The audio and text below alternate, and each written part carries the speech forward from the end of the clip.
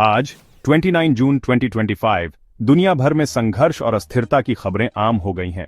हर तरफ युद्ध और राजनीतिक तनाव है और इन सब के बीच इजराइल एक बार फिर वैश्विक ध्यान का केंद्र बना हुआ है। यह वही धरती है जिसे अब्राहम, इसहाक और याकूब को वादा किया गया था और आज ये फिर से भू-राजनीतिक संघर्षों के केंद्र में है।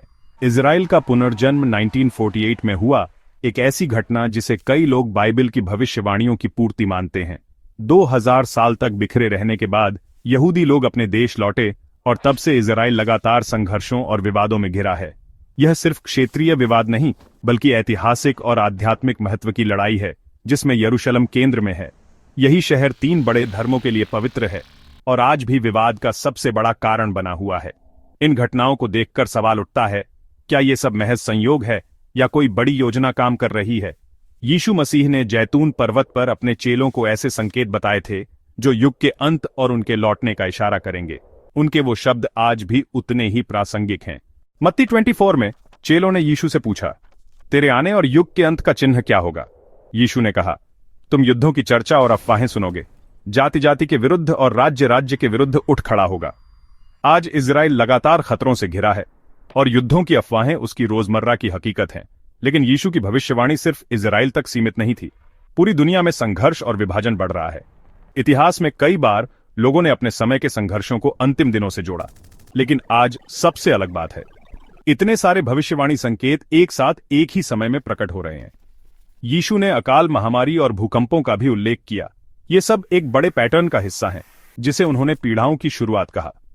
सवाल ये है, क्या हम इन्हें उसी तीव्रता के साथ घटित होते देख रहे हैं जैसा यीशु ने बताया था? युद्धों की अफवाहें अब 24 घंटे की खबरें बन चुकी हैं। यीशु के ये शब्द डराने के लिए नहीं थे, बल्कि समय को समझने का ढांचा देने के लिए थे। उन्होंने कहा, घबराओ मत, यानी इन घटनाओं को परमेश्वर की योजना की पुष्टि के रूप में देखें। करीब 2600 साल पहले नबी यहेजकेल ने भविष्यवाणी की थी कि अंतिम दिनों में कई देश इजराइल पर हमला करेंगे। जब वह राष्ट्रों से लौट चुका होगा, इस आक्रमण का नेतृत्व मागोग देश के गोग द्वारा होगा, जो दूर उत्तर से आएगा। कई विद्वान इसे आधुनिक रूस से जोड़ते हैं। आज रूस ईरान और तुर्की के साथ गठबंधन बना चुका है। ठीक वही देश जिनका उल्लेख यहेजकेल ने किया था। इजराइल, जो सदियों तक वीरान था, अब समृद्ध है और यहूदी लोग लौट आए हैं। यह भी भविष्यवाणी की पूर्ति है। यहेजकेल ने कहा, यह देश आंधी की तरह इजराइल पर टूट पड़ेंगे, लेकिन परमेश्वर स्वयं उसकी रक्षा करेंगे। इस युद्ध का उद्देश्य सिर्फ इजराइल को बचाना नहीं, बल्कि सारी दुनिया को परमेश्वर की शक्ति दिखाना है। चाहे वर्तमान संघर्ष इस युद्ध की भूमिका हो या उसकी तैयारी, यहेजकेल की भविष्यवाणी आज के घटनाक्रम में झलकती है। भविष्यवक्ता जकर्याह ने कहा था, मैं यरूशलेम को सब जातियों के लिए कांपने का कटोरा बना दूंगा और एक भारी पत्थर जिसे उठाने वाला घायल होगा। आज यरूशलेम अंतर्राष्ट्रीय तनाव का केंद्र है। संयुक्त राष्ट्र, विश्व नेता सभी इसकी स्थिति पर बहस करते हैं। दुनिया की जातियां यरूशलेम को बांटने और नियंत्रित करने की कोशिश कर रही हैं, जिससे और अधिक संघर्ष और अस्थिरता पैदा होती है।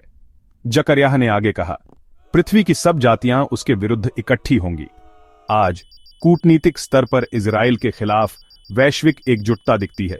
इजराइल अक्सर अकेला खड़ा होता है और यरूशलेम को लेकर जुनून बढ़ता जा रहा है। लेकिन जकर्याह की भविष्यवाणी यहीं खत्म नहीं होती। वह एक चमत्कारी उद्धार का वादा भी करती है। आखिरकार परमेश्वर यरूशलेम की रक्षा करेंगे और यही संघर्ष आत्मिक जागृति में बदल जाएगा। यहेजकेल और जकर्याह की भविष्यवाणियां एक निर्णायक अंतिम युद्ध की ओर इशारा करती हैं, जिसे प्रकाशित वाक्य में हर्मगिदोन कहा गया है। आज के संघर्ष उसी वैश्विक टकराव की ओर बढ़ते दिखते हैं। क्या यह हर्मगिदोन की भूमिका है? हर्मगिदोन का युद्ध केवल एक और मानव युद्ध नहीं, बल्कि वह क्षण है जब यीशु मसीह लौटेंगे, बुराई को हराएंगे और शांति का राज्य स्थापित करेंगे। इन गंभीर भविष्यवाणियों के बीच बाइबल आशा का संदेश देती है। यीशु ने कहा, जब ये बातें होने लगें तो ऊपर देखो, तुम्हारा उद्धार निकट आ रहा है। विश्वासियों के लिए ये घटनाएं डर का नहीं बल्कि आशा का कारण है। परमेश्वर की योजना अपने चरम पर पहुंच रही है। अंततः यह संघर्ष केवल राजनीतिक या सैन्य नहीं बल्कि आत्मिक है। सच्ची शांति केवल यीशु मसीह में है। यही संदेश हमें दूसरों तक पहुंचाना है ताकि वे भी इस उथल पुथल में शांति पा सकें।